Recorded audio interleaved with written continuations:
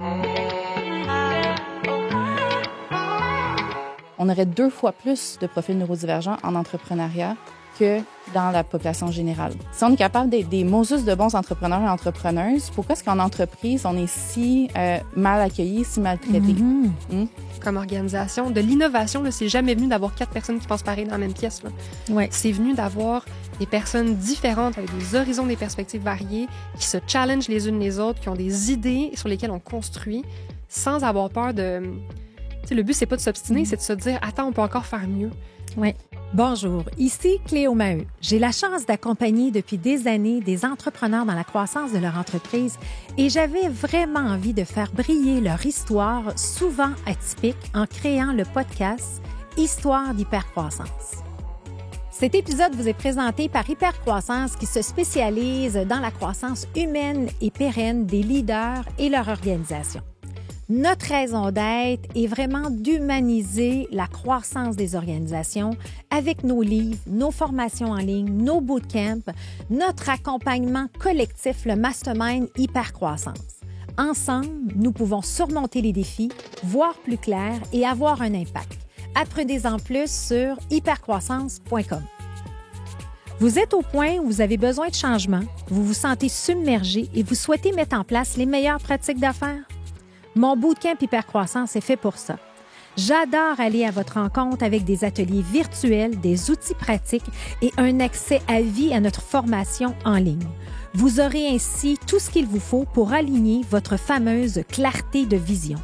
Durant 4 demi-journées d'ateliers, je vous accompagne afin que vous ayez en main votre plan de croissance en une page après un blitz d'1 mois. Tous les détails pour vous inscrire sont dans la description de l'épisode. Mesdames, bienvenue. Merci. Très contente de vous avoir ici avec moi aujourd'hui en studio. Donc, Mélissa Saint-Louis et Fran Deloum. J'ai bien prononcé. Excellent, j'aime ça. Donc, cofondatrice de Nuance. Aujourd'hui, ça va être une première sur les 100 histoires d'hypercroissance où on va parler de neurodiversité, de neuro-inclusion. Et je sais que pour la plupart des gens qui nous écoutent, ils n'ont aucune idée de ce que ça veut dire. OK? Fait qu'on va démystifier, mais je vais tout de suite le mettre dans un contexte. Vous, auditeurs, vous devez écouter cet épisode qui sera créé dans une belle intelligence collective parce que de bien comprendre l'impact de la neurodiversité et neuro-inclusion peut juste améliorer la performance organisationnelle et améliorer la culture organisationnelle. Fait que ça, on met l'eau à la bouche, OK? Fait que c'est ce qu'on s'entend. On a souvent des discussions. Donc, Fran, on s'est connus à travers la CCITB. J'ai la chance, l'honneur et le bonheur de te mentorer. Alors, on a des très belles discussions et ce qu'on dit souvent dans le mentorat, c'est qu'on apprend plus qu'on donne. Tu sais, on pense, je suis le mentor. À toutes les fois qu'on a une discussion ensemble, j'apprends tellement de toi avec toute ton expertise, ta connaissance. Et là, aujourd'hui, j'ai la chance de rencontrer ta collègue, donc Mélissa, très heureuse. Vous nous avez aidé, vous avez déjà fait une intervention dans notre mastermind pour venir parler et ça l'avait beaucoup résonné avec les entrepreneurs, en fait, qui pour moi, présentement, est un peu un angle mort dans les organisations. Tout ce volet-là de neurodiversité, qu'est-ce que ça mange en hiver, etc. Et là, on va prendre le temps aujourd'hui. Fait que merci d'être là. Et j'aime toujours comprendre, écoute, neurodiversité, c'est assez niché. C'est très niché, c'est une expertise, tu sais. Et vous avez tous des backgrounds, vous avez chacun votre background qui vous a mené à ça. Mais moi, ce qui m'intéresse, c'est l'humain derrière l'expertise. Fait que oui, plus tard, on va parler de l'expertise, mais je veux comprendre d'où vous venez, qu'est-ce que vous faites. Alors, je vais commencer avec toi, Fran. D'où tu viens? D'où viens-je? Oui! Mais je commence avant en disant que je veux inverser la dynamique de reconnaissance. Il y a une personne qui est chanceuse d'être ta mentorée, c'est moi. Donc, merci parce que j'apprends énormément, puis je le nomme et le renomme à qui veut bien m'entendre. Ah ben, ça me constamment. fait plaisir. Ben, c'est partagé. Merci beaucoup. Donc, mon Dieu, je sais même pas par où commencer sur qui je suis. Ben, tu sais, dans le fond, on parlait tantôt que t'es né en France, ta famille est là-bas, t'es arrivé au Québec. Fait que, parle-nous un petit peu de ton histoire. Parfait. Ben oui, je suis arrivée au Québec, j'avais à peu près 9 ans. Donc, j'ai grandi en France la première partie de mon enfance. J'y retournais tous les étés, plusieurs mois par année, parce que mon papa vit toujours là-bas. Et je suis arrivée ici, puis d'ailleurs, mon premier clash, sentiment de décalage, parce que c'est ce qui a teinté mon développement, ça a été quand je suis arrivée, parce qu'on n'a pas les mêmes systèmes scolaires en France et au Québec. Oui. Puis pas un qui est meilleur que l'autre, là, loin de moi l'idée de dire ça, mais quand je suis arrivée ici, j'avais pas le même niveau. Et en fait, quand je suis arrivée, on voulait me mettre en 3e année, de par mon âge, mais finalement, j'avais le niveau de 5e année. Donc, mon sentiment de clash a commencé vraiment tôt parce qu'on m'a évalué. J'avais effectivement comme une avance académique. J'aime pas parler de ça parce que j'ai l'impression de dire hey, c'était vraiment mieux là-bas. C'est vraiment pas le cas. Non, mais c'était juste différent. C'était vraiment différent. C'est pas le même rythme. Puis il y avait un écart. Exact. C'est pas le même cursus. Fait que ça donne juste que ça a commencé en me mettant dans un nouveau pays, une nouvelle école, avec des personnes plus âgées que moi. Fait que moi, mon sentiment de décalage, là, il est arrivé tôt dans ma vie. Puis il a continué de m'habiter après dans mon identité. Je pense que j'ai pris beaucoup de temps pour apprendre à me connaître à travers mon identité. Quand tu partages d'identité franco-québécoise, t'es pas un plus que l'autre, t'es à l'intersection des deux. Donc, ouais, voilà. Puis, à travers tout ça, j'ai continué mes études, j'ai fait mon bac en psychoéducation, j'ai fait ma maîtrise en développement organisationnel, puis ce sentiment de décalage-là persistait. On me fait souvent le reflet que je vis comme sur une autre dimension temporelle. Oui. Tout va vite pour moi. J'avais pas remarqué. Non! Mais moi, j'ai pas l'impression d'aller vite. Donc, oui. Je parle vite, je pense vite, je mange vite, je fais tout vite.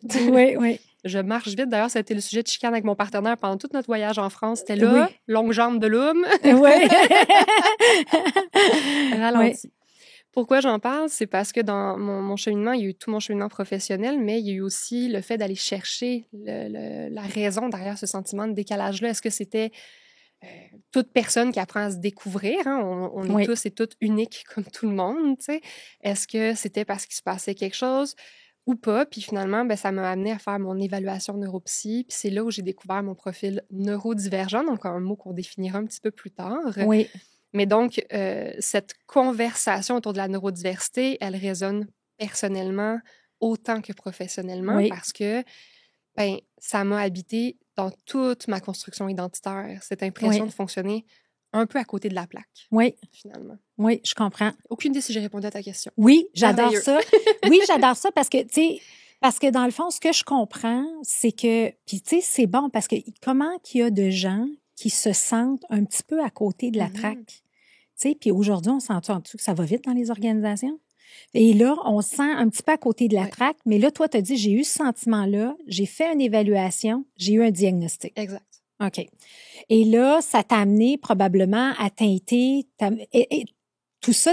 C'est comment quand on parle de maîtrise, de développement organisationnel versus cette nouvelle identité-là, où être capable de mettre le doigt sur le bobo en bon québécois, là, tu sais, on dit ça, là, Alors, c'est arrivé à quel moment, ça, dans le temps? Je pense, c'est arrivé pendant ma maîtrise, donc j'avais... Quel âge j'avais? Je sais pas. Je peux pas t'aider là-dessus. Des fois. Oui, c'est ça. Non, mais c'était dans ma vingtaine, là, donc que j'ai fait mon diagnostic, mais en tant que tel, cette perception-là m'habitait depuis assez longtemps. Jeune. Puis on me faisait souvent le reflet, pas méchamment, mais les gens me le disaient, tu sais. Fait qu'à un moment donné, ça vient que ça fait partie de ton identité et de comment les gens te perçoivent aussi, là. Oui. Donc, tu finis par te l'approprier jusqu'à un certain point. Fait que ça remonte à loin, mais je pense que c'est dans ma fin vingtaine là, que j'ai fait mon évaluation. Que tu as fait comme un peu, que tu as su intégrer les deux et que là, ça a teinté. Et que là, ça fait plus de 1 an et quelques mois que vous avez fondé Nuance. Oui, OK. Exact. Ben c'est le fun, ça. Vraiment. Fait que là, tu sais, on voit un peu le parcours et tout. Et de ton côté, toi, Mélissa, parle-nous de toi un peu. Oui, c'est ça, un peu commencé. Si je retourne un peu au niveau scolaire, je trouve ça bon parce que Fran et moi, c'est un peu, tu sais, quand tu rencontres quelqu'un de nouveau, un jour, on s'est rencontrés puis c'était nouveau. Puis là, tu te racontes tes vies. Puis là, t'es comme, mais moi aussi. Fait que c'est juste très drôle. Fait que ça a connecté. C'est ça, mais tu sais, les deux, on a fait le PAI au secondaire. Après ça, le cégep a été une épreuve assez difficile pour toutes les deux. Ah, moi, tout a crashé au cégep, ça a pas eu de bon sens. Même chose trop pour lâché moi. lousse. Exactement. Fait que ça a toujours été ce décalage-là dans exceller dans des choses qui, pourtant, sont censées être plus complexes et difficiles et avoir tant de difficultés dans ces choses qui sont plutôt banales ou plus faciles. Fait que, tu sais, le fait de perdre les structures et les repères au cégep m'a complètement sorti de la traque. Puis à ce moment-là, j'ai même pas fini mon cégep dans le temps. Je me suis cherchée pendant longtemps. J'ai un parcours ultra atypique là, au niveau professionnel. J'ai tout fait sauf travailler dans les boutiques de vêtements, je pense. Mais c'est ça. J'ai fait un DEP, puis après ça, j'ai voulu retourner à l'école. Puis quand j'ai eu 21 ans, ben je suis retournée à l'université comme étudiante libre parce que j'avais pas fini mon cégep. Puis là, ben ça allait cliquer parce que tout d'un coup, je me retrouvais dans quelque chose que j'aimais, qui m'animait, qui me passionnait. Puis j'ai fait mon bac, ça s'est super bien passé. Fait que, tu sais, tout ça au niveau scolaire, mais ça amenait toujours cette dissonance-là de ça devrait être facile pour ça, mais ça ne l'est pas. Fait que je l'ai vécu là-dessus. Puis aussi la confiance en soi. J'étais une étudiante de première génération aussi. Fait que j'avais pas nécessairement ce leg-là de savoir ça implique quoi à l'université. Je pensais pas que je pourrais y aller rendu là, tellement le cégep avait été une catastrophe. OK. Puis ben après ça, j'ai travaillé, donc j'ai étudié en gestion des ressources humaines, j'ai travaillé beaucoup en transformation organisationnelle au niveau de tout ce qui était des grandes implantations, surtout TI, tout ce qui était la stratégie pédagogique, conception pédagogique et puis la gestion de changement qui vient avec ça. J'ai fait ça pendant presque une décennie. Et puis ensuite de ça est venu un moment où j'ai fait un épuisement professionnel. Mais ça faisait aucun sens que je fasse un épuisement professionnel à ce moment-là. Je travaillais pas 60 heures par semaine. Oui, j'avais eu un enfant. Oui, le fait d'avoir un enfant avait fait beaucoup de changements dans ma structure quotidienne. Mais encore là, je voyais des amis qui travaillaient beaucoup plus que moi, puis ils n'étaient pas dans l'état où j'étais rendue. Fait que j'ai consulté, puis est venue la puce à l'oreille de regarder justement en neuropsychologie, voir qu'est-ce qui se passait en dessous de tout ça pour finalement avoir un diagnostic moi aussi, puis comprendre que, ben c'est ça, ça vient, puis on pourra en reparler, mais ce profil-là hétérogène qui amène des très grandes forces, mais aussi des très grands défis qui constituent des situations de handicap invisibles, bien, quand c'est invisible, tu sais pas, puis tu penses que tout le monde a pas mal de la misère avec ça, c'est juste qu'ils sont meilleurs que toi. Ouais. Fait que tout ça est venu teinter après ça de regarder, bon, ben, au niveau de qu'est-ce que moi, je pouvais mettre en place pour moi pour être mieux, de qu'est-ce qui étaient les meilleures pratiques. Donc, commencer à regarder, faire beaucoup de recherches, etc. J'ai été chercher mon certificat de coaching professionnel parce qu'à ce moment-là, je me disais, ben, je cherche de l'aide de quelqu'un qui comprend ma réalité de gestionnaire et de consultante, mais qui comprend aussi la réalité de ce que je vis avec le cerveau que j'ai. Je trouvais pas ça avec un psychologue, puis je trouvais pas ça avec un coach qui était plus un coach de gestion, tu sais. Fait que j'ai été chercher ça, à ce morceau-là. Pandémie est arrivée, restructuration, je me suis dit, tu sais quoi, je me lance. Oui. J'ai lancé ma première entreprise à ce moment-là. Puis c'est à ce moment-là à peu près que j'ai rencontré Fran. Mais à ce moment-là, on parlait très peu de neuroinclusion au Québec. Puis autant que je voulais en parler puis que je voulais faire de l'advocacy sur le sujet, autant que j'avais très peur. La peur m'habitait d'être jugée, d'être étiquetée, d'être, c'est ça, catégorisée comme quelqu'un de... Bref, tous les préjugés qui viennent avec ça, là, généralement. Puis contre toute attente, finalement, c'est ce volet-là de mon entreprise qui a vraiment levé puis qui a fonctionné. Fait que j'ai suivi le marché, rencontré Fran, puis là, je pense qu'on peut merger nos histoires ensemble à partir de maintenant. Oui. J'ai juste besoin d'amener une anecdote sur le cégep avant, si tu me permets. Oui, j'ai quasiment envie de la raconter pour toi, c'est drôle, mais vas-y. Vas-y, raconte. Parce que comme Mélissa vous parlait du PEI, donc le programme international est extrêmement encadrant. Il y a tout le temps des tâches, il y a de la rétroaction constante, il y a beaucoup de structures. Donc, moi, je fonctionne bien là-dedans, même si j'ai ça.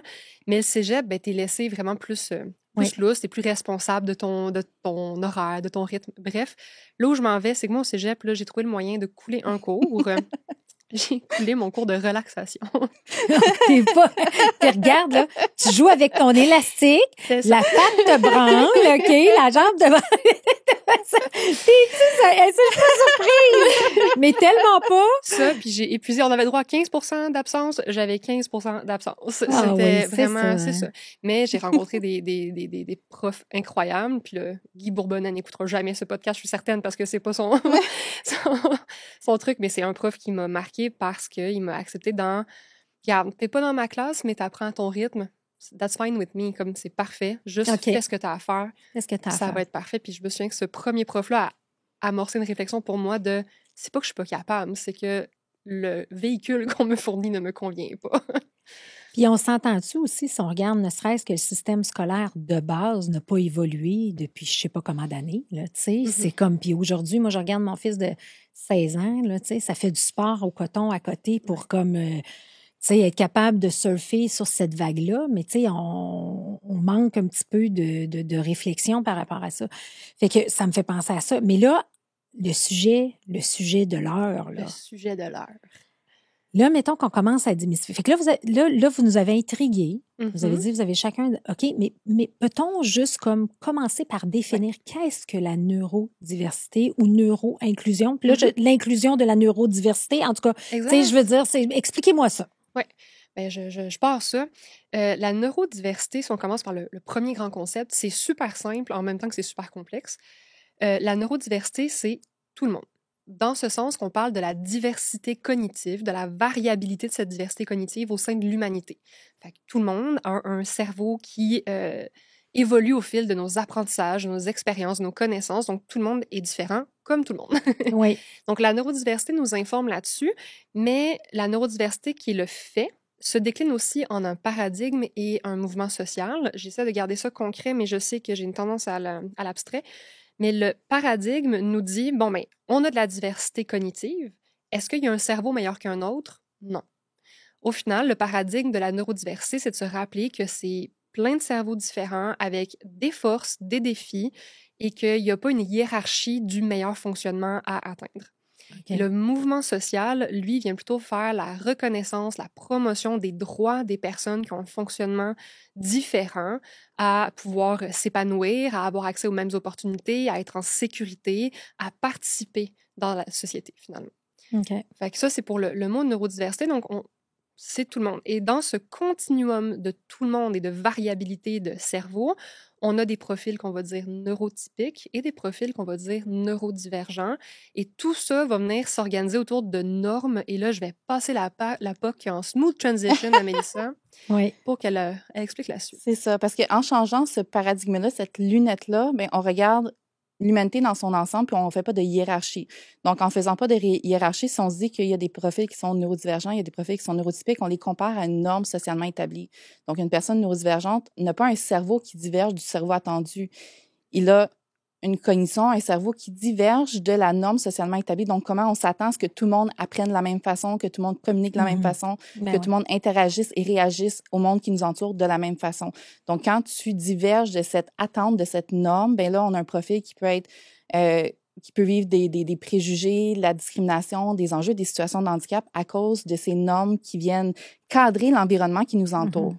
Puis, ben, on est bon pour toujours faire comme ça a toujours été fait. Donc, souvent, mais ça se perpétue parce qu'on pense que c'est la seule façon de faire. Ouais. Puis si je peux donner un exemple super simple et concret, ma bougeotte. Ma bougeotte à moi, là, mon hyperactivité, mon agitation motrice, selon les normes qu'on a, quelqu'un qui bouge autant, c'est quelqu'un qui est nerveux.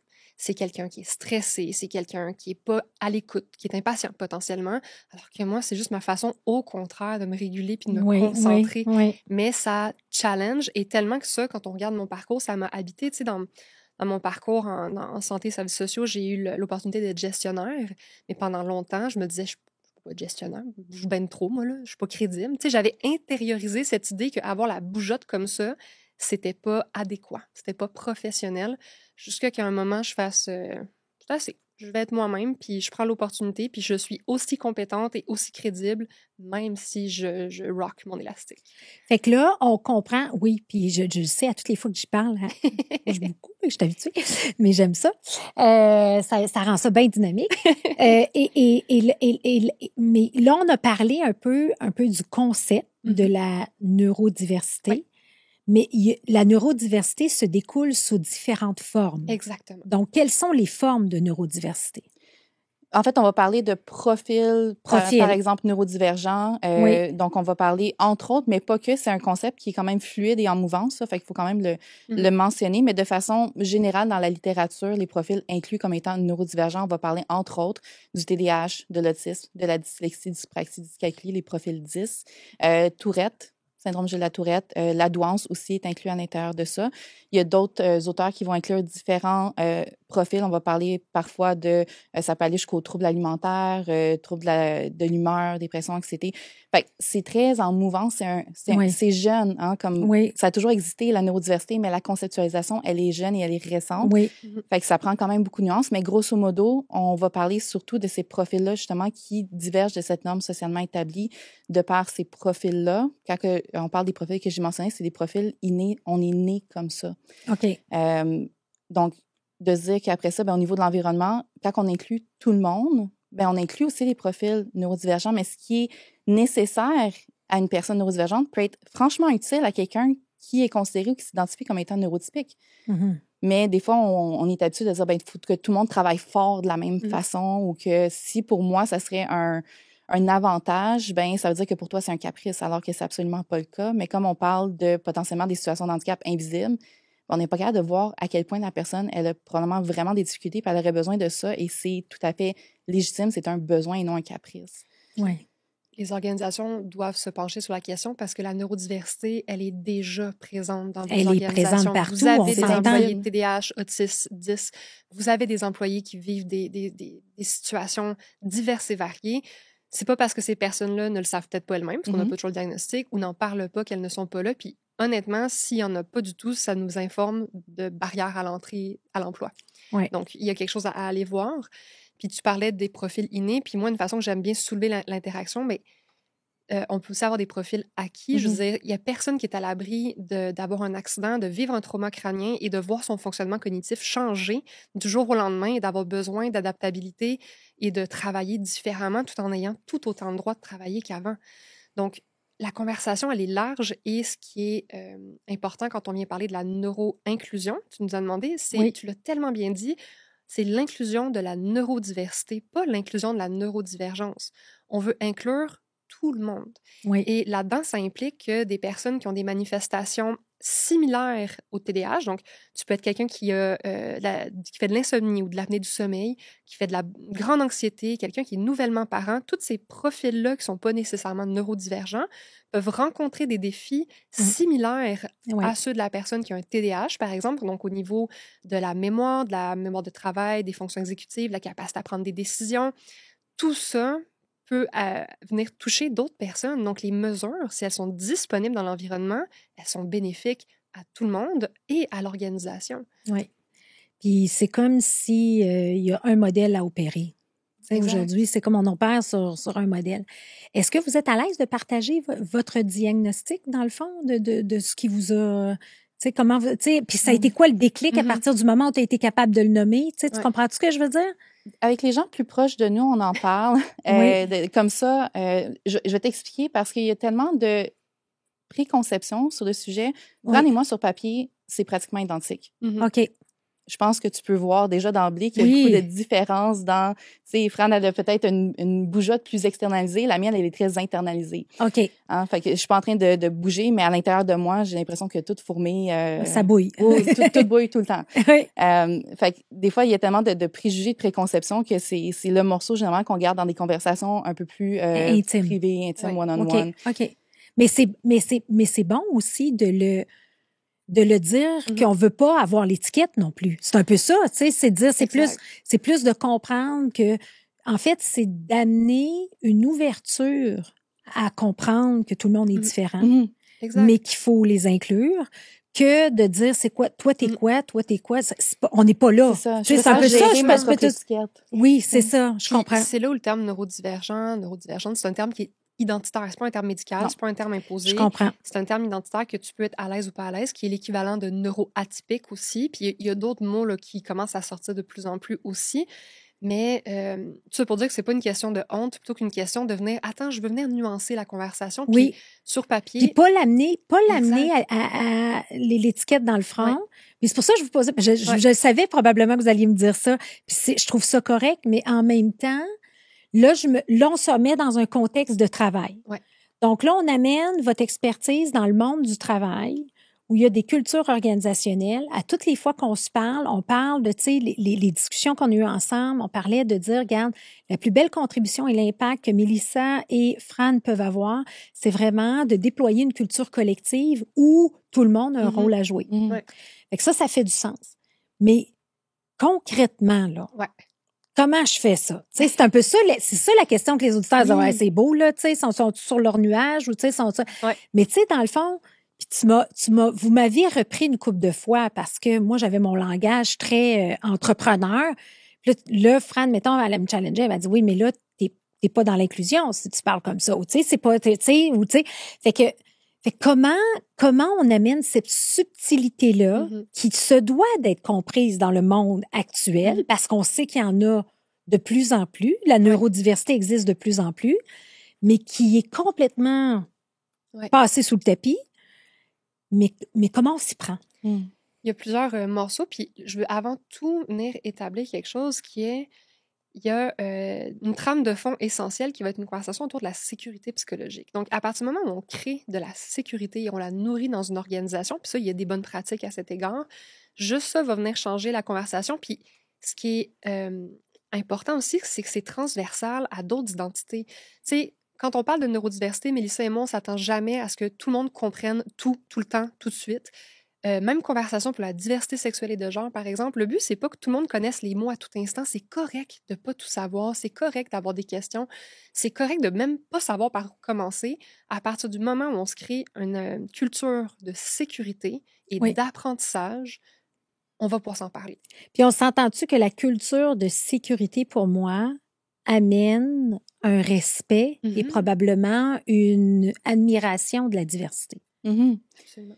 Puis tu sais, je reviens, je vais faire un crochet avec l'émission où tu avais reçu Sarah Jodoin-Hull de La Talenterie. Puis vous parliez de rémunération flexible parce que les besoins peuvent varier au sein des employés. Puis ce qui est bon pour un jeune travailleur peut être différent d'une personne qui est sur le point de prendre sa retraite. Oui. Bien là, c'est un peu la même chose dont on parle. C'est qu'on peut pas arriver avec un monolithe de voici étape 1, 2, 3, nous sommes neuro-inclusifs. Parce que chaque personne va être différente, mais c'est pas parce qu'il y a une certaine complexité qu'on peut pas y arriver avec de la sécurité psychologique, la consultation et de l'ouverture d'esprit. Là. Mais elle fait partie de la sécurité psychologique, là, veut pas. Oui.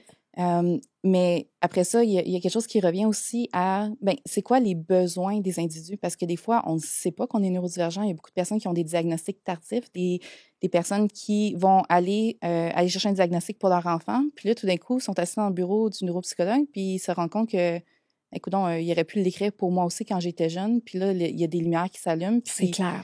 Là, si tu as dépensé 3 500 $ pour le diagnostic de ton enfant, tu n'as peut-être pas un autre 3 500 pour toi-même. Fait que là, tu as ça qui te pèse, mais tu te sens peut-être pas légitime de dire, je pense que je m'auto-identifie de cette façon-là.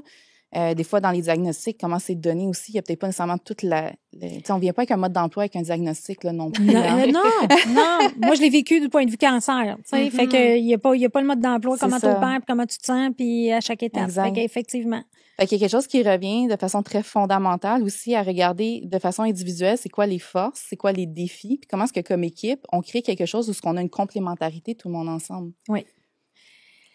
D'où l'intelligence collective. Exact. Absolument. De déployer l'intelligence collective. Puis aujourd'hui, tu sais, puis là, je vais te dire, dans le monde des affaires, ce qui a été bien à la mode, ça a été les profils de couleurs. Tu sais, le fameux 10. Tu sais, on a comme toujours besoin de dire t'es rouge, t'es bleu, t'es vert, t'es jaune. Tu sais, je veux dire, on a comme besoin, toi t'es rouge, toi t'es jaune, tu sais. Mais tu sais, il y a comme une subtilité à ça. Absolument. Tu sais, fait que c'est comment qu'on s'y prend. Tu sais, quelqu'un, mettons, qui est interpellé aujourd'hui par le sujet avec vos interventions, puis on va voir qu'est-ce que Nuance fait, mais dans cette compréhension-là, ou les réflexions qu'on va apporter aux gens, c'est quoi? C'est tellement intéressant que tu mobilises l'exemple du disque parce que c'est un outil psychométrique qu'on utilise, puis l'humain aime tellement catégoriser, puis même quand on fait les débriefs, on le dit, il y a personne qui est juste une couleur. Tu sais, tout le monde est une combinaison de nuances dans ces couleurs-là. Oui. Puis il n'y a rien à faire, ça reste après. Vite, on s'approprie un morceau puis on étiquette des gens, tu sais. Fait que ce réflexe-là, puis il est profondément humain. Il nous sert à connecter, il nous sert à interagir. Donc, quand je suis capable de t'étiqueter, entre guillemets, puis de comprendre comment tu fonctionnes, je vais pouvoir être en interaction avec toi. Donc, ça part d'une volonté de bien faire. Oui. Mais je pense qu'il faut juste réouvrir cette conversation-là vers, comme on disait tantôt, tout le monde est unique comme tout le monde. Tout le monde est une palette de couleurs tout en nuances, avec une combinaison d'expériences, d'apprentissages divers et variés. Je veux dire, moi, mon histoire de vie, on l'a regardé, le seul fait que je suis arrivée de la France a changé plein de choses à mon identité, et pourtant, je me sens très bien et très à la maison au Québec, mais ça sera jamais dissociable de mon identité québécoise. Exact. Oui. Donc, j'ai perdu mon train. Non, mais c'est correct. As-tu quelque chose à... Non, mais je juste souvent, c'est ça, quand on arrive avec souvent ces étiquettes-là, ça devient un point d'ancrage sur lequel on se rattache tellement fortement que tout d'un coup, la personne risque de sentir qu'elle ne devient que ça. Oui. Puis là-dessus, je vais citer Walker, qui avait la parfaite analogie, je trouvais, en ce sens où ce sont des adjectifs, c'est des parties de qui on est, oui, mais ce n'est qu'une partie. Si j'ai un perroquet bleu devant moi, ben il est bleu, mais il est plein d'autres choses que juste un perroquet bleu. Tu as un autre oiseau bleu à côté, ben cet autre oiseau bleu, il est bleu, mais c'est pas le perroquet bleu. Ouais. Et l'identité, c'est quelque chose qui est évolutif aussi. Exact. Donc, on est tous et toutes composés de plein de portions de notre identité, puis ça va évoluer. Puis selon le contexte, on va en mettre plus une de l'avant ou pas. Parce que quand une identité ou une portion de notre identité est soit menacée, soit on a besoin de la faire voir plus qu'à un moment. Par exemple, quand on a un diagnostic, ce qui se produit souvent, c'est que c'est plus possible de masquer. Donc, du jour au lendemain, on n'arrive plus à camoufler certains traits. Là, on ne peut plus ne plus savoir. Ouais. Puis là, tout d'un coup, il y a un moment où cette portion, ce morceau de notre identité-là est plus grand, prend plus de place parce qu'il vient de mettre un tout nouvel éclairage sur notre histoire de vie complète auparavant. Donc, il faut faire de la place à ça. Ça ne te dit pas que tout d'un coup, tu n'es plus qu'un TDAH sur deux pattes. Là. C'est pas ça. C'est que là, d'un coup, tu es comme, hop là, ça vient de s'en changer de saveur. Oui. Je comprends les choses différemment. Puis quand on parle en organisation plus concrètement, ben, ça permet de mettre des mots, des besoins sur OK, attends, mon cerveau opère différemment. Mon organisation du travail ne peut pas être la même que d'autres personnes qui n'ont pas le même profil que moi parce que ben, je suis pas capable de jongler avec autant de balles en tout temps. Peu importe, il y a plein d'analogies qu'on peut faire, mais ouais. Ou si on revient avec justement l'exemple tantôt des attentes normées là, qu'on a. Là, on parlait tantôt de quelqu'un qui bouge plus, mais quand c'est plus invisible, dans ces attentes normées-là, généralement, les gens aiment penser de façon majoritairement plus linéaire, des bullet points en tableau. Oui. Puis pour plusieurs personnes neurodivergentes, ben on va penser différemment. Ça va être plus éclatant. On va penser, par exemple, à une pensée en arborescence, une pensée popcorn, des idées qui s'enchaînent. Ou est-ce que nous, on fonctionne peut-être mieux pour plusieurs profils avec des mind maps qu'avec une liste de bullet points qui est très linéaire. Puis là, ben, quand tu essaies de présenter une idée, d'expliquer une histoire, il y a des chemins différents qui se font. Puis là, ben, on se perd, puis on se dit, ben, la personne n'est pas capable de me faire un résumé clair en 3 étapes. Non, mais sauf que moi, j'ai vu toutes les autres affaires plus rapidement, qui fait que elles sont importantes pour prendre tout ça en considération, mais là, tu me suis pas parce que ça va trop vite. Puis là, on a un clash de communication.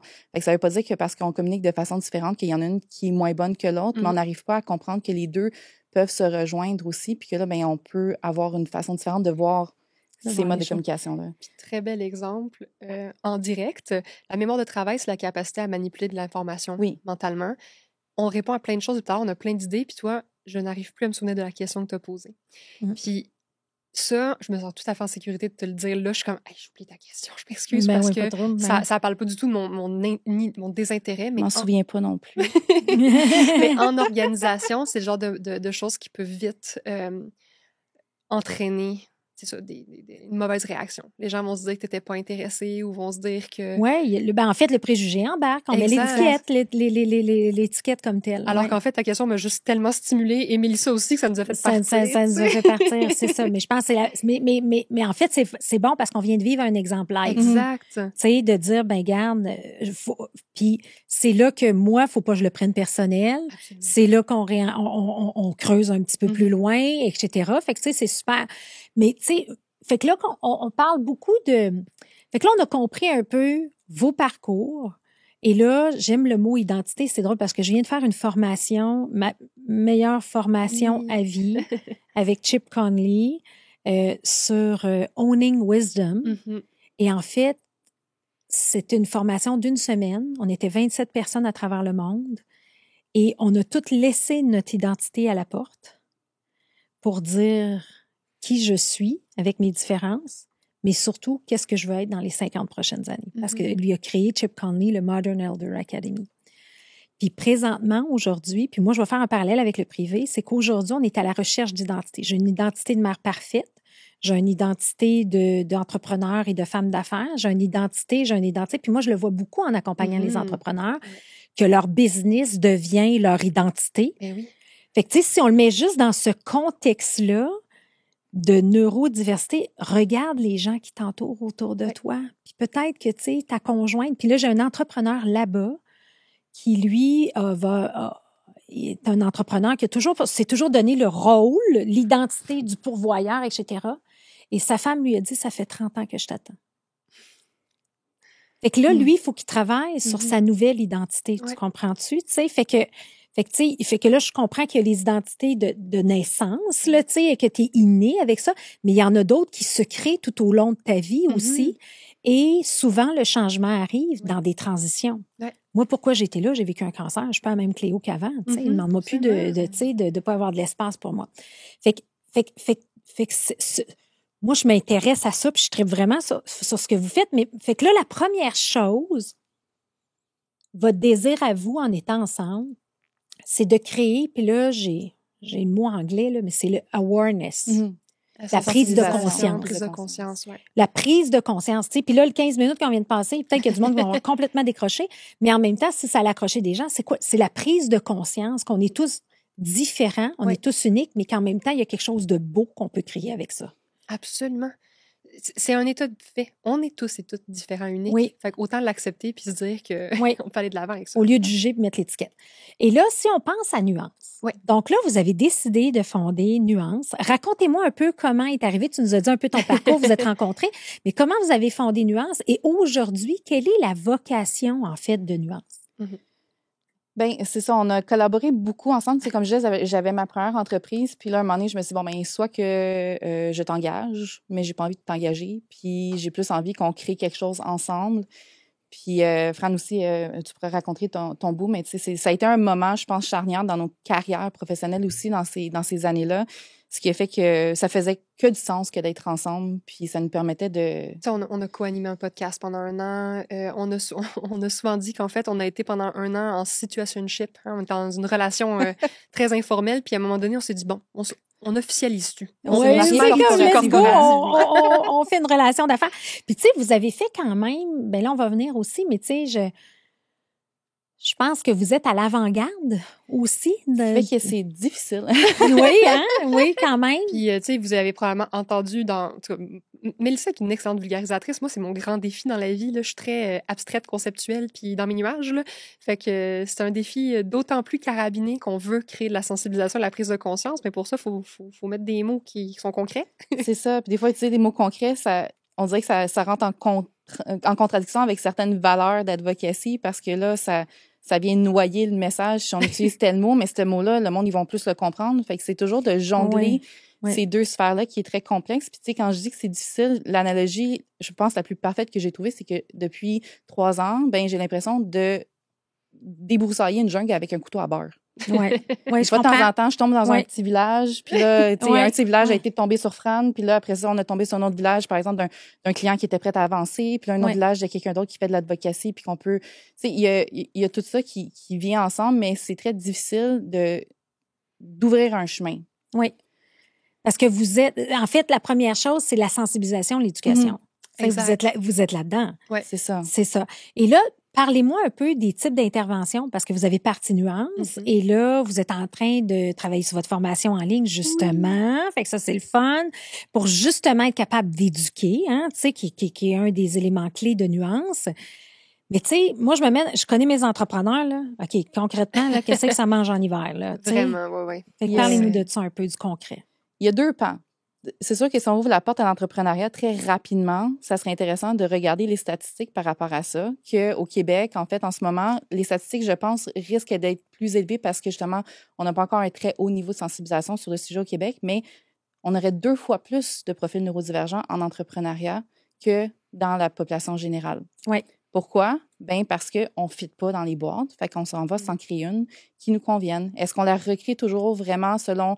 nos besoins, notre profil, ou est-ce qu'on recalque parce que c'est tout ce qu'on a connu? La question se pose à ce moment-là. Mais si on est capable d'être des Moses de bons entrepreneurs et entrepreneuses, pourquoi est-ce qu'en entreprise, on est si mal accueillis, si maltraités? Oui. Puis je tiens juste à dire qu'il y a des morceaux de nuances, puis depuis qu'on interagit ensemble, c'est la représentation. Le nombre de personnes qui nous ont écrit après des formations, après un épisode de podcast, après nous avoir parlé, « Hey, je me vois ». Oui. Genre, tu parles de moi. Tu sais, parce que dans ceux et celles qui nous écoutent en ce moment, il y en a probablement plusieurs qui sont des parents avec une neurodivergence, avec des enfants qui combinent plein d'enjeux qui font que la vie est complexe, elle va vite.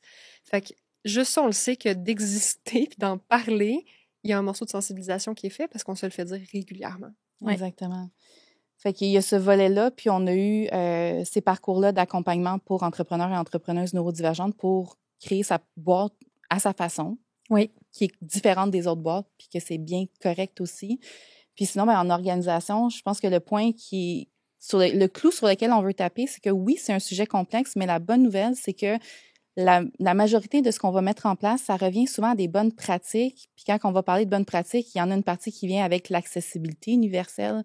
Oui. Donc, ce qui est nécessaire à une personne qui vit une situation de handicap peut être bénéfique à quelqu'un d'autre. Puis, tu sais quoi, c'est correct. Fait que pourquoi ne pas mettre ça à même l'environnement pour que tout le monde puisse en bénéficier, qu'on réduise les situations de handicap, puis que les autres aussi puissent mieux performer. Puis, je donne un exemple tout simple.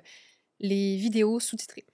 Pour certaines personnes, les sous-titres sont essentiels pour avoir accès au contenu du vidéo que cette personne-là n'entend pas peut-être. Mais pour une personne qui est dans son lit à côté de sa partenaire qui ne veut pas la réveiller puis qui écoute des vidéos en silence, ça me permet de profiter du vidéo en lisant les sous-titres sans l'écouter.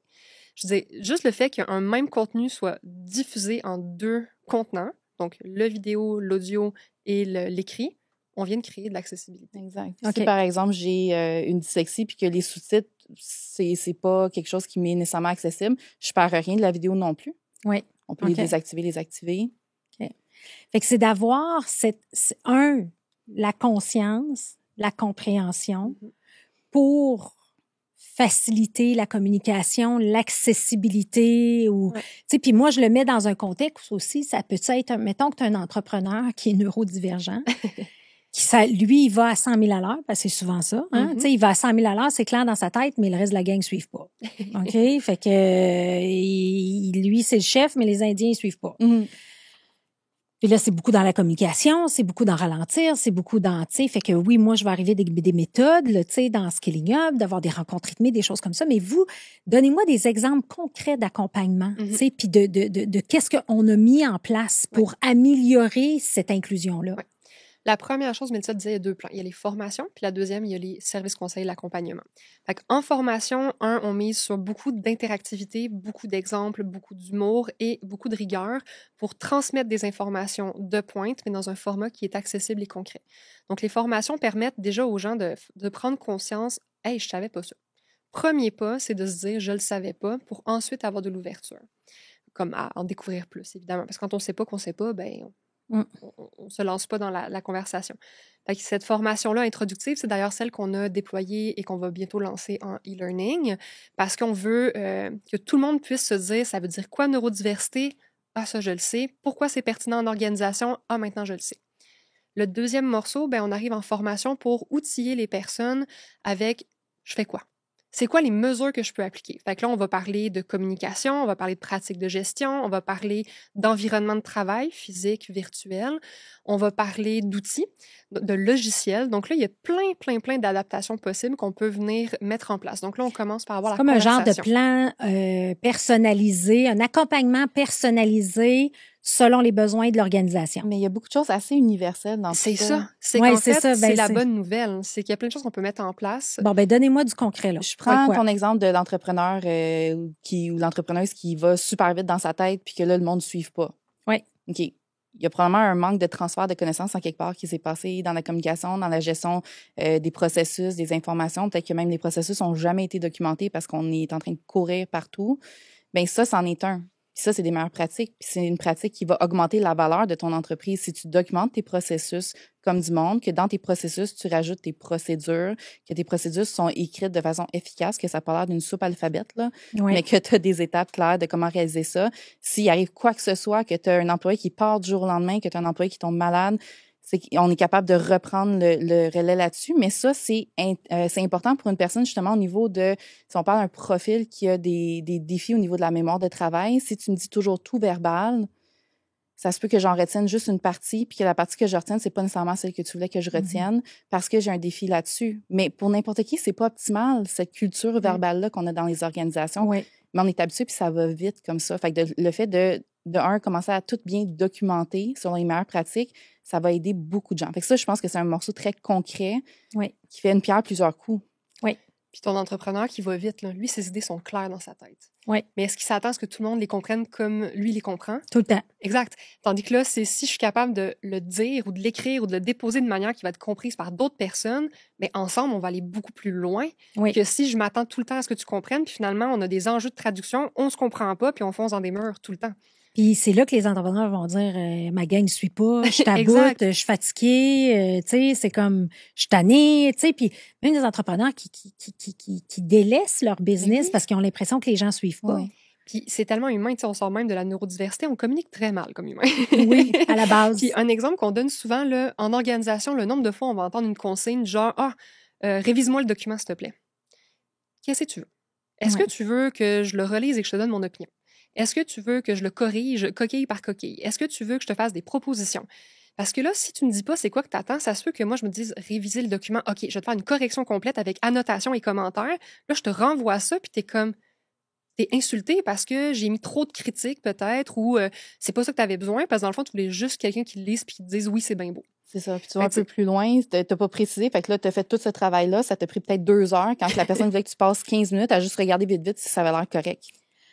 Là, je viens de faire un parallèle. Là. Je viens d'avoir un gros flash. Là. Mais tu sais, quand on parle d'intelligence artificielle, faut que tu communiques bien à ton intelligence artificielle puis que tu fasses des prompts. Bon À vous? Absolument. Faut que tu fasses des prompts qui sont intelligents, bien expliqués, bien structurés pour avoir du contenu efficient. Mais on fait pas ça tu sais, t'as pas le choix de le faire si tu veux que ton intelligence artificielle te serve. Faut que tu le fasses avec les humains, right? Mais je l'ai lu, une personne, tu sais, qui disait la même chose. Je pense que la communication avec les robots de IA vont venir améliorer la communication entre humains parce qu'on apprend à communiquer clairement. C'est vraiment ça qu'on veut. C'est carrément ça. T'as pas le choix. Mais oui. Si tu donnes, t'alimentes la bête. Avoue que la corrélation est bonne. C'est là que tu m'es partie, là. Parce que je me dis, tu sais, quelqu'un qui rentre sa requête, là, dans l'outil d'intelligence artificielle puis que la réponse qu'il reçoit est pas la bonne. C'est quoi qu'il va dire? Il va-tu dire, l'intelligence artificielle, c'est pas de la vraie intelligence, elle est bien niaiseuse, c'est pas capable de comprendre qu'est-ce que je dis? Ouais. Ou est-ce qu'il va dire, ma requête était pas bien écrite, je vais la refaire? Exact. C'est exactement ça. On peut-tu flipper le script entre nous autres aussi? Exact. Exemple concret 101, c'est ça. C'est communication claire. Communication claire. Sans se sentir insulté la fois que quelqu'un comprend pas alors qu'on n'a pas été clair. Exact. Et là, j'aimerais qu'on fasse quand même le parallèle parce que là, on parle beaucoup de EDI. Tu sais, c'est à la grosse mode, là, équité, diversité, inclusion. Puis là, aujourd'hui, on parle de neurodiversité. Fait que, tu sais, comment vous faites le lien, tu sais, entre les deux? Les deux vont ensemble en ce sens où EDI parle d'équité, diversité, inclusion, puis là, on parle de diversité de cognition au sein de l'humanité. Fait que oui, ça fait partie de la discussion, mais en même temps, l'EDI vient teinter par ricochet tout le reste parce que si je mets en place des pratiques qui sont accessibles à tout le monde, ben je viens de retirer des barrières, donc je viens d'atteindre des objectifs EDI sans nécessairement me dire que j'étais en train de faire de l'EDI quand je peux être en train de faire du développement organisationnel ou de l'efficacité opérationnelle. Oui. Puis après ça, ben on parle aussi beaucoup de ESG. Là, on était beaucoup dans tout ce qui était l'écologie, mais le S, c'est ça aussi, dans le ESG, le social, comment est-ce qu'on prend soin des gens autour de nous, comment est-ce qu'on avance ensemble avec cette intelligence collective-là. Puis plus le monde se complexifie, bien, plus on a besoin de cette intelligence collective-là. Puis c'est ça, l'inclusion de la neurodiversité. Oui. Si on n'a pas tous ces cerveaux-là pour contribuer, bien, on va toujours répondre aux problèmes de la même façon parce qu'on va toujours penser de la même façon. Et le problème va changer, puis on va y répondre avec une ancienne façon de réagir, par exemple. Oui. Fait que là, on a parlé des interventions où vous allez accompagner tout ça, travailler, mettons, sur les processus de la communication. C'est quoi d'autres exemples concrets quand on parle d'améliorer ce côté-là de neurodiversité? Un exemple qui est flagrant, c'est les réunions. Dans les organisations. Qui ne connaît pas une réunion qui aurait pu être un courriel?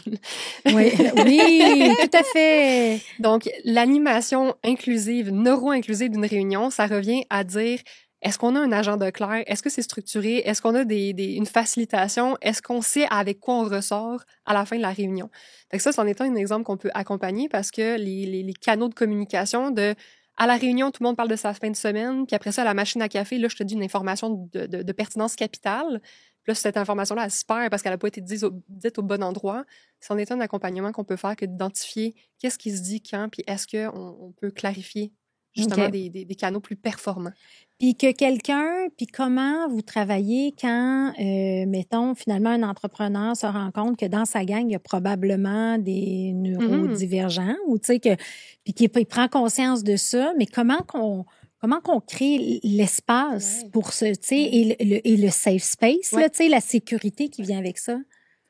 Bien, d'emblée, c'est sûr qu'il faut rappeler que ces informations-là sont confidentielles. Donc, un employé qui nous dévoile avoir un profil neurodivergent, on ne dit pas à personne. Sans son consentement clair. On le dit pas sur un podcast non plus. Non. C'est au choix de la personne. C'est au choix de la personne. C'est ça, des blagues. La façon de Ça agace. C'est pas Chantal un rhume, là. Ouais, non. On utilise beaucoup Chantal. Mais c'est important parce que dans une bonne intention, ça peut être comme, telle personne est TDAH, je m'en vais voir tout le monde pour leur dire, là, cette personne-là est TDAH, soyez patient avec elle. Tu sais, ça peut être super bien intentionné, tu sais.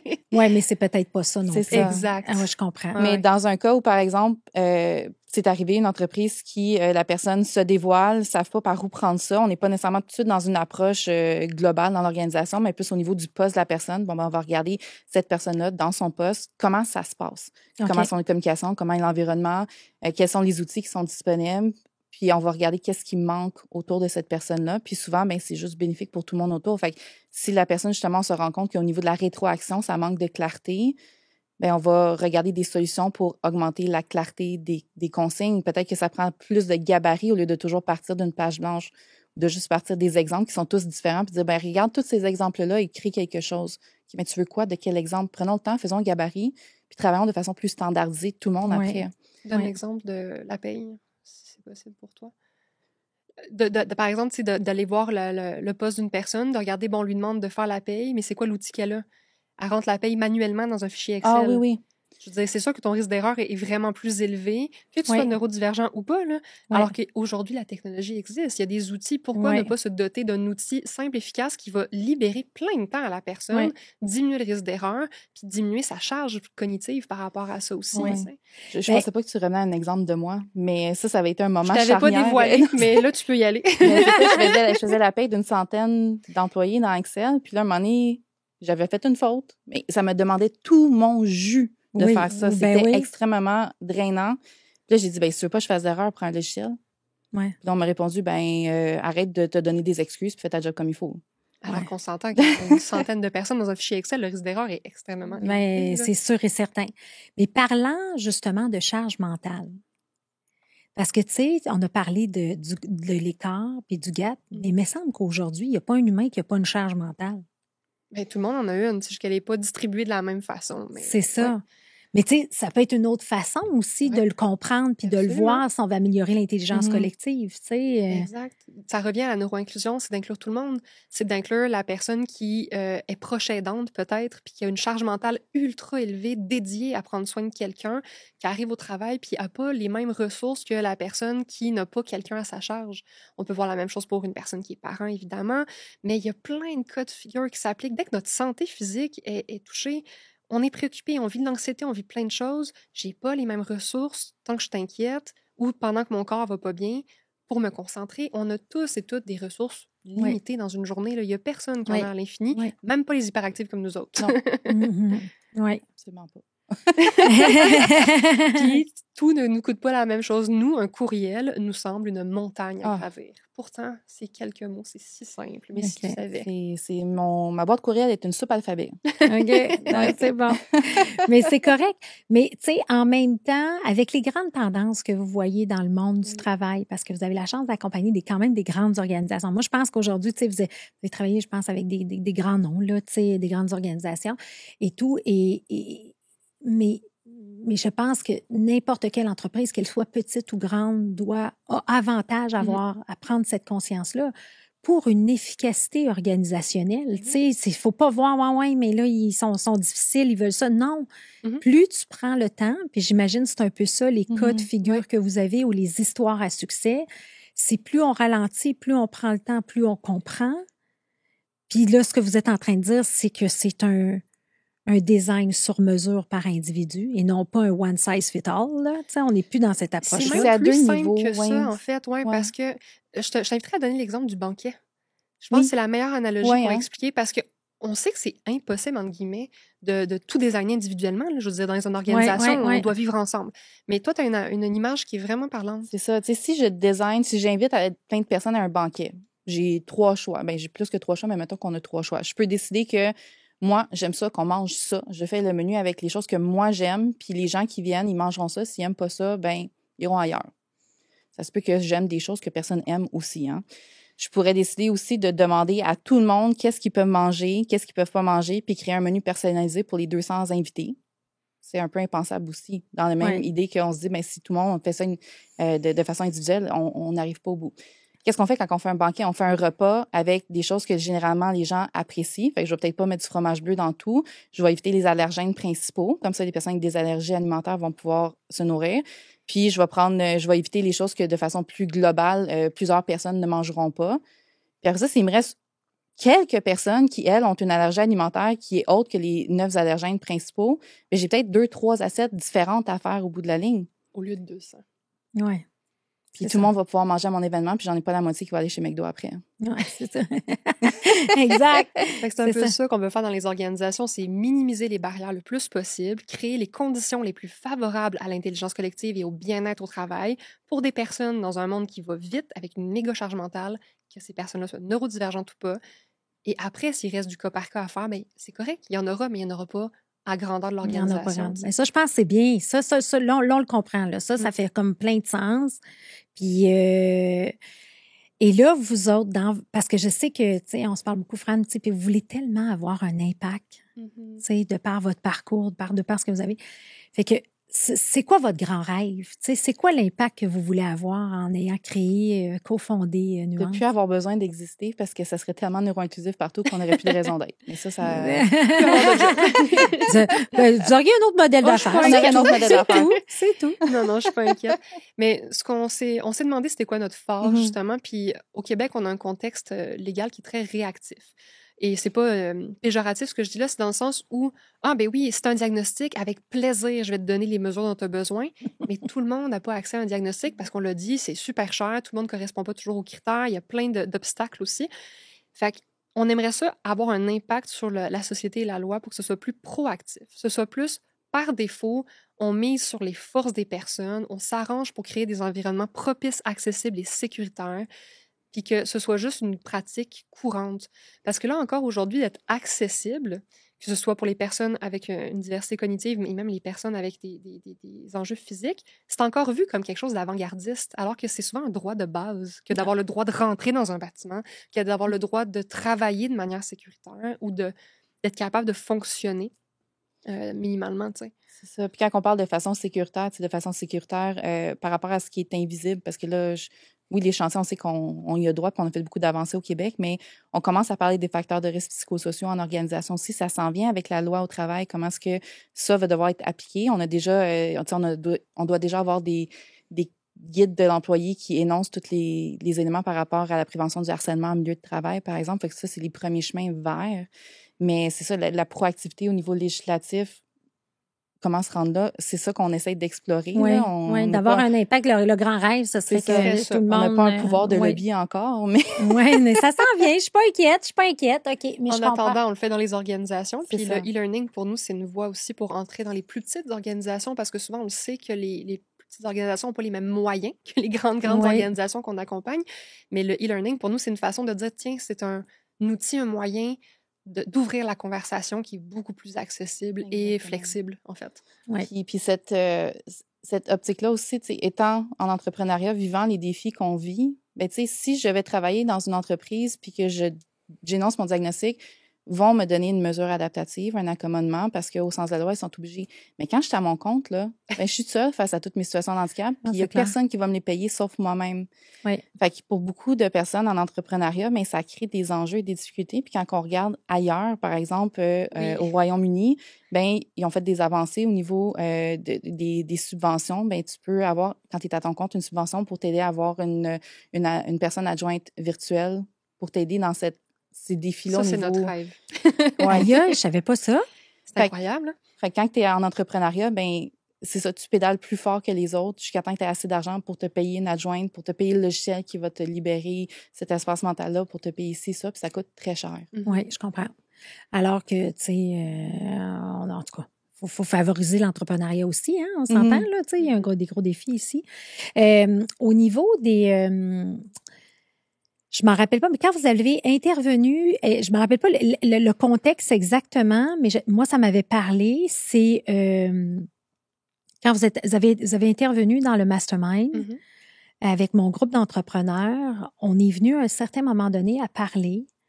Par exemple, aujourd'hui, il y a beaucoup de main-d'œuvre étrangère qui vont être, tu sais, on va aller chercher des gens à Madagascar, on va aller chercher des gens au Mexique, on va aller chercher des, tu sais. Et là, quand on parle d'inclusion, Hein? Il faut y penser, tu sais. Puis la majorité des entrepreneurs, je sais pas, il y a quelqu'un qui disait, ben oui, ils sont contents, ils sont heureux, tout est beau, tu sais. Mais tu sais, je pense qu'il y avait une bonne, en tout cas, je sais pas si vous vous rappelez de votre réponse, mais tu sais, c'était, j'avais vraiment aimé ça, la façon dont vous l'aviez amené, tu sais, de dire, fait que tu sais, oui, il y a quelque chose d'inné, mais il y a la diversité des cultures aussi qui peut être un facteur important. Il y a la diversité, tu sais, des orientations sexuelles, tu sais, qui ça pour moi est un peu tout tabou, tu sais, où ça va de soi. Non, c'est correct, ça n'a pas rapport, mais comme tu dis, ça peut avoir un impact sur ton travail également. Mais absolument, puis ça prend de consulter les personnes concernées. Peu importe la dimension de diversité dont on parle, c'est pas à moi de déduire si l'autre personne est bien là-dedans, tu sais, fait qu'il y a vraiment une conversation à avoir, puis il y a même des pratiques de mentorat, tu sais, bidirectionnel, où on se dit, ben, il y a une personne qui peut mentorer, on peut prendre l'exemple d'une personne qui est nouvellement arrivée, mais cette personne-là peut aussi mentorer la personne qui la reçoit, tu sais, ça peut être dans les deux sens, tu l'as dit en début, dans le mentorat, on apprend de manière réciproque. Puis ce qui est vraiment le fun, c'est que la diversité et l'inclusion, là, c'est pas une montagne bibite à côté de. C'est déjà quelque chose qu'on peut faire dans nos pratiques, puis tu fais d'une pierre 8 coups la plupart du temps. Si tu crées de la sécurité psychologique, t'en crées pour la personne neurodivergente, mais t'en crées pour la personne qui est d'une minorité de la diversité sexuelle et de genre, t'en crées pour une personne d'une minorité culturelle ou ethnique. Tu sais, la sécurité, elle va être transversale à partir du moment où elle habite l'ADN de l'organisation. Tu sais. Oui. En fait, les questions qu'on devrait, que nos gens qui nous écoutent devraient se poser, c'est aujourd'hui, est-ce que tu offres un environnement sécuritaire où tout le monde a le droit de s'exprimer comme il veut? Puis où est-ce que tout le monde peut apprendre? Où est-ce que tout le monde peut apprendre? Exactement, exactement. Puis je pense que ce concept-là, vous avez tenté justement de le vulgariser avec votre e-learning qui s'en vient justement. Ça va être bon pour les organisations. Fait que ceux qui veulent en savoir plus vont pouvoir aller dans le lien de l'épisode. On va mettre toutes les informations là. Mais est-ce qu'il y a quelque chose, en fait, un message en terminant que vous voudriez lancer aux leaders, aux dirigeants, tu sais, de demain? Il y en a plein. Attends, là, j'essaie de... trouver bon, là. Non, mais j'ai envie... Encore aujourd'hui, c'est d'être visionnaire, de parler de neurodiversité, mais demain, ça le sera plus. C'est une conversation que ça vaut la peine d'être un early adopter parce que ça s'en vient de toute façon. Donc, on peut se débattre dans l'eau chaude puis résister autour des conversations, mais on fait juste s'épuiser alors qu'en fait, on a tellement à gagner, à apprendre comme organisation. De l'innovation, là, c'est jamais venu d'avoir 4 personnes qui pensent pareil dans la même pièce. Là. C'est venu d'avoir des personnes différentes avec des horizons, des perspectives variées, qui se challengent les unes les autres, qui ont des idées sur lesquelles on construit sans avoir peur de... Tu sais, le but, c'est pas de s'obstiner, c'est de se dire « Attends, on peut encore faire mieux. » C'est ça pour moi. C'est vraiment une vision juste humaine, profondément humaine que de parler de neurodiversité. Exact. Parce que on n'a pas nécessairement rentré dans tous les pourcentages, mais on parle d'au moins 20% de la population qui serait neurodivergente. On parle du double en entrepreneuriat, donc environ 40% potentiellement au Québec. Ben, c'est pas la diversité ailleurs, c'est pas l'autre, c'est des gens dans les organisations, c'est là au-delà de ces préjugés, des stéréotypes qui ont dit ah ben non, un TDAH c'est ça, puis c'est pas ça, ça ressemble pas à ça, c'est pas ça, tu sais. C'est vraiment beaucoup plus diversifié que ça au sein même d'un même diagnostic. Puis les jeunes sont d'autant plus sensibilisés. Les jeunes réclament beaucoup plus la sécurité de leur identité de manière générale. Ces jeunes-là là, qui connaissent leurs conditions neurodivergentes puis leur identité, là, c'est les prochains sur le marché du travail. Ils s'en viennent. Les organisations sont-elles prêtes? Ça, c'est aux entrepreneurs et aux entrepreneuses de se poser la question. Autant que notre génération qui le sait risque de masquer, risque de camoufler, risque de ne pas rien dire par peur de. Les jeunes qui s'en viennent, eux autres, ça n'a pas été tabou pour eux. C'est vrai que c'est plus tabou pour eux. Ils en parlent sur TikTok, ils sont prêts. Oui, exact, c'est ça. J'ai vu ça sur TikTok. Exactement, mais c'est vrai. Donc, soyons prêts comme organisation. Exact. C'est la vague, ça va être un tsunami si on la surfe pas. Oui, exactement. Puis je fais le parallèle avec l'intelligence artificielle. C'est la même chose. Si tu ne surfes pas sur la vague de l'intelligence artificielle, ben si tu ne surfes pas sur la vague de le potentiel interne qui est déjà présent de ton intelligence collective avec la diversité de tes gens qui sont là, puis de toutes les inclure à juste valeur. Mais comme on dit, c'est pas obligé d'être complexe. Il y a quand même un certain cadre et standard. Puis il va y avoir, oui, des particularités, comme tu nous as expliqué dans le banquet. Il y a Exact. plein de choses simples qu'on peut mettre en place qui vont être universellement aidantes. Mais j'aime l'angle que vous l'amenez. Tu sais, c'est sûr que moi, j'ai un angle très ingénieur, là, tu sais, amélioration continue, amélioration process, mais c'est comme si cette couche-là venait donner un sens à pourquoi on le fait. Je pense que c'est ça que vous nous apportez, beaucoup de Puis sens. on a une amie qui est ingénieure en processus, qui a cette optique-là, puis quand on se parle, on se complémente très, très C'est bien. incroyable. Là, Exact, c'est incroyable. ça. Ouais. Les deux, on fait la même chose, mais on dit juste différemment. On le dit différemment, c'est ça. Ben c'est bien, ça. Je suis contente que vous avez partagé ça. Fait que, les filles, merci infiniment. Ça fait déjà 1 heure. Ça passe-tu vite? C'est Vraiment. incroyable. C'est capoté, hein? C'est vraiment... Merci. Écoute, moi, je sais pas, aujourd'hui, j'aurais parlé 2 heures avec chacune des personnes que j'interviewe. Merci infiniment. Merci d'être avant-gardiste là-dedans. Merci de partager vos connaissances. Merci d'être accessible. Merci de votre grand cœur. Merci de votre humanité. Et j'espère sincèrement qu'on va avoir un impact justement sur l'inclusion des personnes neurodivergentes parce qu'on n'en parle pas assez, puis c'est tellement important. Merci. Merci. Moi, j'ai pour mon dire que toutes les conversations, de la plus anodine à la plus grandiose, ont un impact dans la vie d'une personne. Tellement. Donc, on part avec ça. On fait On des part avec ça. éco-papillons. OK. Merci beaucoup, les filles. Merci.